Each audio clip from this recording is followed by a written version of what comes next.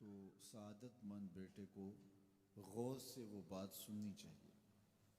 استاد یا شیخ اپنے شاگرد کو کوئی بات کہے تو اسے غور سے اس بات کو سماعت کرنا چاہیے، چونکہ کہنے والا اس کا بزرگ ہے۔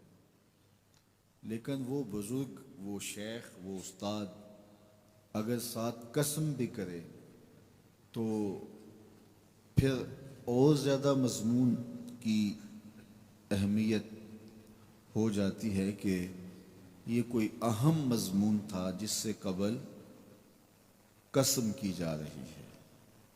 اب یہاں جو ارشاد فرمایا جانے لگا ہے اس سے قبل میرے رب نے رب ہو کے قسم کی ہے۔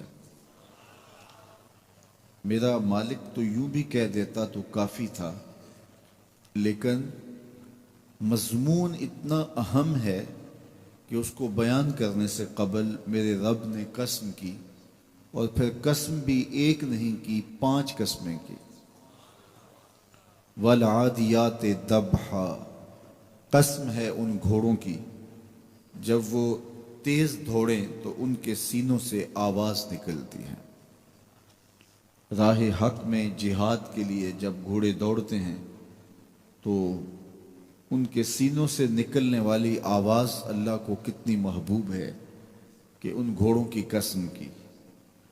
فالموریات قدحا، اور وہی گھوڑے جب برق رفتاری سے دوڑتے ہیں اور پتھریلی زمین میں جب ان کا گزر ہوتا ہے تو ان کے پاؤں سے لگی ہوئی کھریوں کے ٹکرانے سے، پتھروں سے جو شرارے نکلتے ہیں، اللہ فرماتا ہے کہ میں ان گھوڑوں کی قسمیں کرتا ہوں کہ جن کے پاؤں سے لگی ہوئی کھریوں کے ٹکرانے سے پتھروں سے شرارے نکلیں۔ پھر ارشاد فرمایا فالمغیرات صبحا، اور وہ گھوڑے صبح کے وقت جب حملہ آور ہوتے ہیں اور دشمن کے لشکروں کو تخت و تاراج کرتے ہیں تو ان حملہ آور ہونے والے گھوڑوں کی قسم۔ فَأَثَرْنَ بِهِ نَقْعًا، اور جب وہ حملہ آور ہوتے ہیں تو ان کی سموں سے گرد اڑتی ہے، تو اللہ فرماتا ہے وہ گرد اڑانے والے گھوڑوں کی قسم۔ پھر ارشاد فرمایا فَوَسَّطْنَ بِهِ جَمْعًا، اور وہ بہادر اور دلیر گھوڑے اپنے سوار کو لے کر کے جب دشمن کے قلب میں گھس جاتے ہیں اور جتھوں پر حملہ آور ہوتے ہیں تو مجھے گھوڑوں کی یہ ادا بھی اچھی لگتی ہے، تو مجھے ان گھوڑوں کی قسم۔ تو 5 قسمیں کی۔ قسم ہے ان گھوڑوں کی جو دوڑتے ہیں تو ان کے سینوں سے آواز نکلتی ہے۔ قسم ہے ان گھوڑوں کی کہ جب وہ پتھریلی زمین سے گزریں تو ان کے پاؤں سے لگی ہوئی کھریوں کے ٹکرانے سے، پتھروں سے جو شرارے نکلیں۔ قسم ہے مجھے ان گھوڑوں کی جو لشکروں کو تاخت و تاراج کریں۔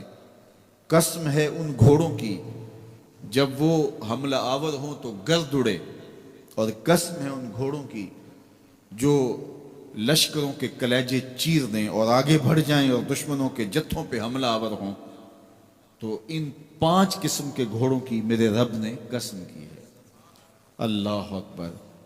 میرے مالک ذات کے گھوڑے اور تو ان کی قسمیں کرے، تو کہا کہ یہ گھوڑے میرے محبوب کے غلاموں کے ہیں۔ اللہ اکبر! محبوب کے غلاموں کے گھوڑوں کے پاؤں سے لگی ہوئی کھریوں کے ٹکرانے سے، پتھروں سے جو شرارے نکلیں، رب کو وہ بھی پسند ہیں۔ ذرا غور تو کیجئے۔ تو ذات کے گھوڑے بھی ہوں لیکن نسبت محبوب سے ہو تو وہ گھوڑے بھی اچھے لگتے ہیں۔ اچھا ذرا آگے آ جائیے، ذات کا کتا ہے لیکن ولیوں کے سنگ جڑ گیا۔ اللہ نے اس کتے کا ذکر قرآن میں کیا، بلکہ اس کے بیٹھنے کے سٹائل کو بیان کیا۔ وَكَلْبُهُمْ بَاسِطٌ ذِرَاعَيْهِ بِالْوَسِيدِ، ان کا کتا غار کے دھانے پہ اپنے بازوؤں کو پھیلا کے بیٹھا ہے۔ غار کی دہلیز پر بیٹھنے والے کتے کی حیت جلوس کو، اس کے بیٹھنے کے سٹائل کو قرآن نے بیان کیا۔ مالک اس میں ہمارے لیے کیا ہدایت ہے؟ ایک کتے کے بیٹھنے کے سٹائل کو تو بیان کر رہا ہے، اس کی حیت جلوس کو بیان کر رہا ہے، انداز نشست کو بیان کر رہا ہے، تو قرآن تو سراپا ہدایت ہے، تو اس میں ہمارے لیے کیا ہدایت ہے؟ کہا یہی تو بتانا چاہتا ہوں کہ ذات کا کتا بھی ہو، سنگ نیکوں کے جڑ جائے تو وہ قابل ذکر ہو جاتا ہے، اور اگر تم میرے ولیوں سے جڑ جاؤ گے پھر تمہارا مرتبہ کیا؟ یہاں تو کتے جڑ جائیں تو قابل ذکر ہوتے ہیں۔ اچھا، ذات کی چیوٹی ہے لیکن راہ تکتی حضرت سلیمان پیغمبر کا، تو اس چیونٹی کی گفتگو اللہ نے قرآن میں بیان کر دی اور اس کے نام کی صورت اتار دی، النمل۔ سورہ نمل اس چیونٹی کے نام پہ صورت ہے جو حضرت سلیمان علیہ السلام کی راہیں تک رہی تھی اور اپنی ہم جولیوں سے کہہ رہی تھی جلدی جلدی اپنی بلوں میں داخل ہو جاؤ، اللہ کے نبی کا لشکر بے خبری میں کہیں تمہیں کچل نہ ڈالے۔ اور حضرت سلیمان نے اس چیونٹی کی بات کو سنا، فَتَبَسَّمَ ضَاحِكًا مِّن قَوْلِهَا، اور مسکرا بھی پڑے۔ تو چیونٹی بھی ہو، گھوڑے بھی ہوں، کتے بھی ہوں، لیکن جب اچھے لوگوں کے سنگ جڑ جائیں، نسبت بلند ہو جائے تو وہ قابل ذکر ہو جاتے ہیں۔ تو ہیں گھوڑے لیکن میرا رب رب ہو کے قرآن میں ان گھوڑوں کی اداؤں کی قسمیں کر رہا ہے۔ وَالْعَادِيَاتِ ضَبْحًا فَالْمُورِيَاتِ قَدْحًا فَالْمُغِيرَاتِ صُبْحًا فَأَثَرْنَ بِهِ نَقْعًا وَوَسَطْنَ بِهِ جَمْعًا۔ قسم ان گھوڑوں کی جو تیز دوڑیں تو سینوں سے آواز نکلے، پتھریلی زمین میں جائیں تو پاؤں سے شرارے نکلیں، گرد و غبار اڑائیں، دشمن کے لشکروں کو تاخت و تاراج کر کے ان کے جتھوں میں گھس جائیں، ان دلیر اور بہادر گھوڑوں کی میرا رب رب ہو کے قسم کر رہا ہے۔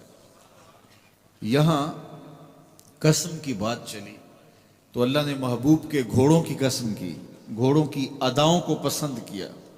محبوب کے غلاموں کے گھوڑے، ان کے پاؤں سے لگی ہوئی کھریوں سے ٹکرانے والے پتھروں سے نکلنے والے شرارے، رب کے وہ بھی محبوب۔ اللہ اکبر۔ تو پھر قسم کی بات چلی تو کبھی گھوڑوں کی قسمیں کی، کبھی محبوب کی راہ گزر کی قسم کی۔ لا اقسم بہذا البلد، مجھے قسم ہے اس شہر کی۔ تو شہر مکہ کی قسم کیوں کی؟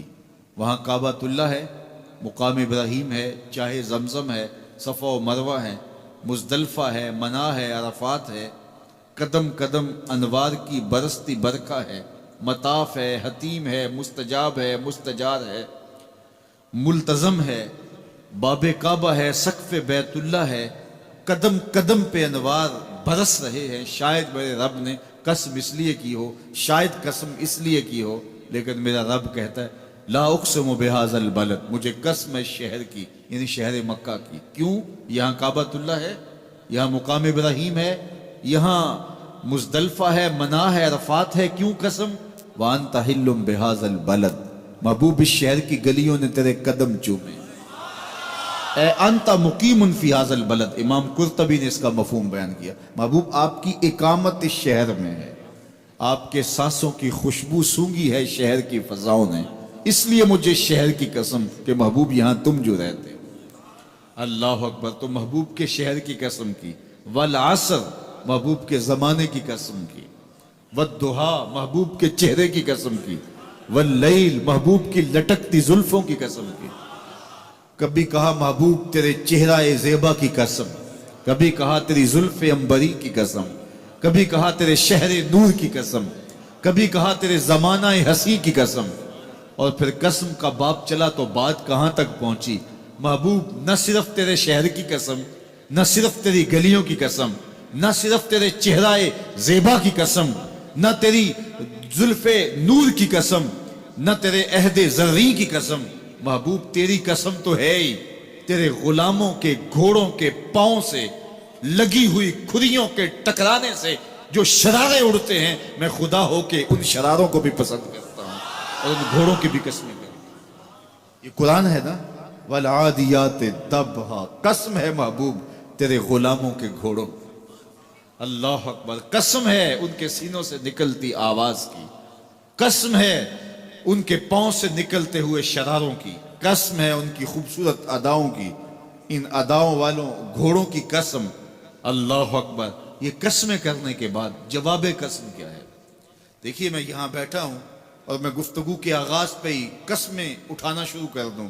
مجھے قسم ہے رب کعبہ کی، مجھے قسم ہے عرش الہی کے مالک کی، مجھے قسم ہے زمین و آسمان کے خالق کی. تو قسموں پہ قسمیں کرتا جاؤں تو جو مجھے غور سے سننے کا عادی نہیں بھی ہے تو وہ بھی متوجہ ہو جائے گا اور سننے کے لیے بے چین ہو جائے گا کہ حضرت قسموں پہ قسمیں اٹھائے جا رہے ہیں، کوئی بات ہے آج. تو میرا رب رب ہو کے قسمیں کر رہا ہے. تو اس کے بعد جواب قسم کیا ہے؟ تو کان کھڑے ہو گئے، روحوں میں پیاس بڑھ گئی اور سماعتیں بچھ گئی کہ میرے مالک تو قسموں پہ قسمیں کر رہا ہے. کبھی گھوڑوں کی اداؤں کی قسمیں، کبھی ان کے سینوں سے نکلتے ہوئے جو ہے وہ اس مہیب آواز کی قسمیں، کبھی پاؤں سے اڑتے ہوئے شراروں کی باتیں، اور کبھی ان کے پاؤں سے اڑتی ہوئی دھول کی کہانیاں. تو قسم پہ قسم، اور قسمیں بھی گھوڑوں کی، تو کوئی بات ہوگی. تو ایک دم کان کھڑے ہو گئے تو جواب آیا ان الانسان لربہ لکنود، بے شک انسان اپنے رب کا ناشکرا ہے، انسان اپنے رب کا ناشکرا ہے. قسمیں گھوڑوں کی ان کی اداؤں کی اور ناشکرا حضرت انسان کو کہا. یہ کتنی لطیف چوٹ تھی جو حضرت انسان کو ماری گئی. یا اللہ ہمیں ناشکرا کہنا تھا تو کہیں اور مقام پہ کہہ لیا جاتا. گھوڑوں کی تو قسمیں کرے اور ہمیں ناشکرا کہے. گھوڑوں کی قسمیں ہو رہی ہوں اور انسان کو ناشکرا کہا جائے. انسان کو ناشکرا کہنا تھا تو کسی اور موقع پہ کہہ لیا جاتا. کہا یہی تو سمجھانا چاہتا ہوں کہ چم میٹھا نہیں ہوتا، کم میٹھا ہوتا ہے. تو ذات کے گھوڑے بھی ہوں لیکن کام کریں تو مجھے وہ بھی اچھے لگتے ہیں. اور تم انسان بنے ہو، نقوش بڑے اچھے ہیں، قدے رانا رکھتے ہو، جھیل جیسی آنکھیں ہیں، اور تم چلتے ہو تو قیامت چلتی ہے، لیکن مجھے تم اچھے نہیں لگتے اگر تم ناشکرے ہو. یہ ہیں ذات کے گھوڑے لیکن میرے محمد عربی کے غلاموں کے غلام ہیں، مجھے اچھے لگتے. تو وہ چم نہیں دیکھتا، وہ کم دیکھتا ہے. تو ذات کے گھوڑے بھی ہوں لیکن نسبت ہو میرے حضور سے، نسبت میرے رسول سے ہو تو رب کو وہ اچھے لگتے ہیں. تو کہا والعادیات ضبحا فالموریات قدحا فالمغیرات صبحا فأثرن به نقعا فوسطن به جمعا ان الانسان لربہ لکنود. بے شک انسان اپنے رب کا ناشکرا ہے. اللہ اکبر. پھر فرمایا وَإِنَّهُ عَلَىٰ ذَلِكَ لَشَهِيدٌ. اس پر کسی دلیل کی ضرورت نہیں ہے کہ یہ ناشکرا ہے، یہ خود اس کا گواہ ہے. ذرا اپنے اندر اتر کے دیکھے کہ یہ کھڑا کہاں ہے.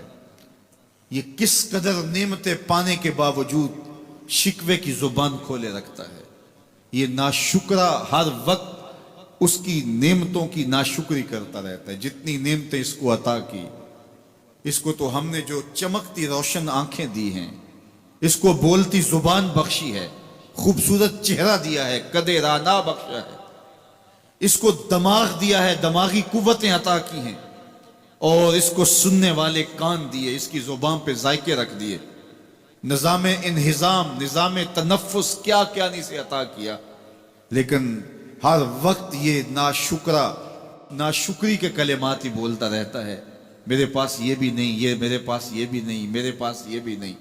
دیکھیں اس کے پاس کیا کیا اس کے مالک نے عطا کیا ہے.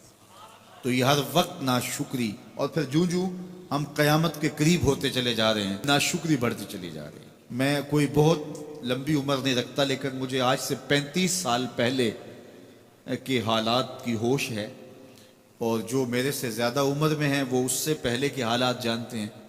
تو میرا بنیادی طور پہ ایک دیہات سے تعلق ہے. تو میں اچھی طرح جانتا ہوں کہ لوگوں کے پاس جو آج کچھ ہے وہ آج سے 35-40 سال پیچھے نہیں تھا. بالخصوص دیہاتوں کے اندر لوگوں کے پاس 1 یا 2 جوڑے ہوتے تھے اور انہیں بار بار پہنتے تھے. کسی شادی یا بیاہ کے موقع پہ جانا ہوتا تو بعض اوقات کسی سے وہ لباس یا جوتے مانگ کے لے کے جاتے. مجھے اچھی طرح یاد ہے کہ اس زمانے میں لوگ اپنے کندھے پر ایک کپڑا رکھا کرتے تھے، اور شادی پر اگر کسی نے جانا ہوتا تو جس کا کپڑا بہت اچھا ہوتا تو اس سے وہ مانگ لیا کرتے تھے کہ میں نے ذرا شادی پہ جانا ہے. بڑے بھائی کے جوتے پہن لیا کرتے تھے، اور اسی طرح گزر ہوتا تھا. کبھی کوئی شکوہ زبان میں پیدا نہیں ہوا تھا، اور لوگوں کے شکستہ سے کچے گھر ہوتے تھے. اور گھر کے صحن میں ایک درخت ہوتا تھا، دوپہر وہاں کاٹ لیتے تھے۔ اکثر لوگ دوپہر کا کھانا تیار نہیں کرتے ہوتے تھے، دودھ پی کر کے ہی گزارا کر لیتے تھے۔ صبح کو ناشتہ اور شام کو کھانا ہوتا تھا، لیکن اس کے باوجود اللہ کا شکر کیا کرتے تھے۔ یہ پچھلے دن میں گزرا تو دیکھا کہ بچے کھیل رہے ہیں اور غبارے پھوڑ رہے ہیں، اور جب غبارہ پھٹتا ہے نا تو بچے خوش ہوتے ہیں، کہہ لگاتے ہیں۔ پھر دوسرا غبارہ ہے، وہ اس سے کھیلنے لگ جاتے ہیں، اور پھر جب وہ پھٹتا ہے تو پھر خوش ہوتے ہیں۔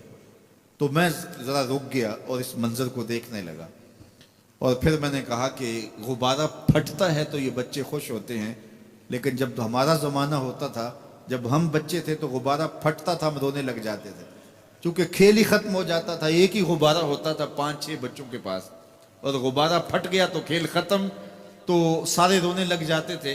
اور اب یہ غبارے پہ غبارہ پھوڑ رہے ہیں اور خوش ہو رہے ہیں، تو کہاں سے کہاں ہم آ پہنچے۔ لیکن اس زمانے میں اگر کسی سے پوچھا جاتا، لوگ پیدل سفر کرتے اور لباس بھی پورے نہ ہوتے، تو جب کسی سے پوچھا جاتا کیا حال ہے تو وہ لمبا ہاتھ کر کہتا ہے اللہ کا شکر ہے۔ اس کی باڈی لینگویج بتاتی تھی کہ وہ اس کا رواں رواں اللہ کا شکر ادا کر، تو اس کا لہجہ بتاتا تھا، اس کا انداز بتاتا تھا کہ وہ اللہ کا شکر کس گہرائی قلب سے کر رہا ہے، تو وہ کہتے ہیں اللہ کا شکر ہے۔ اور آج جب کہ اتنی نعمتیں لوگوں کو میسر ہیں، اتنا کچھ نصیب ہے، عالی نصب گھروں میں رہتے ہیں، لمبی لمبی گاڑیاں ہیں، سہولتیں ہیں، آسودگیاں ہیں، آسائشیں ہیں، مالی آسودگی ہے، رہائشی آسودگی ہے، کھانے پینے کے وافر سامان ہیں، ٹیبل پہ اتنے کھانے لگے ہوئے ہوتے ہیں کہ باری نہیں آتی کھانے کی، اور اس قدر لباس ہے کہ موسم گزر جاتا ہے اور بعض لباس بدلنے کی باری نہیں آتی۔ لیکن اس کے باوجود کسی سے پوچھے جناب کیا حال ہے، آسودہ حال شخص سے بھی پوچھیں تو وہ بھی بڑے آہستگی سے کہتا ہے بس چل ہی رہا ہے۔ تو وہ زمانہ تھا کہ جب لوگوں کے پاس کچھ تھا نہیں تو لمبا ہاتھ کر کے کہتے، تشکر کا لہجہ کتنا دل آویز تھا، اللہ کا شکر ہے۔ اور آج کہتے بس گزر ہو ہی رہی ہے، بس چل ہی رہا ہے۔ تو ناشکری بڑھتی چلی جا رہی، اتنا کچھ ہونے کے باوجود جو ہے وہ ان کا بھی چل ہی رہا ہے۔ تو کہا ان الانسان لربہ لکنود،